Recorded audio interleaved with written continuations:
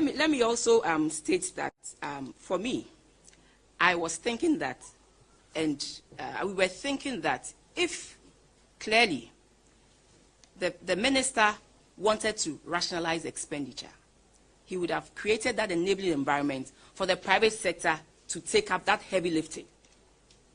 That was what we were thinking, that clearly if you want to cut expenditure, give that heavy lifting to the private sector. Come up with initiatives that will support the private sector to take up the employment, grow the industries, and take that burden off government. But we did not see that.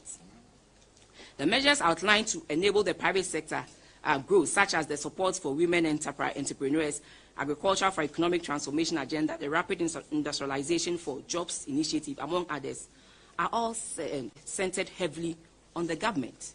And these things, once it's on government, it's temporary, it's not permanent. And so you cannot grow the economy as you ought to grow if you had given that space to the private sector. So I believe that the budget failed to provide the mechanics of the policy, making all these huge fiscal implications that I have mentioned credible. And so they will have to come back again to tell us how they are going to fund this and also help the private sector. You see, the Ghana Cares program, the NEIP program, and the U-Start were initiatives helping the private sector to grow. Now, funding has been removed from all these initiatives.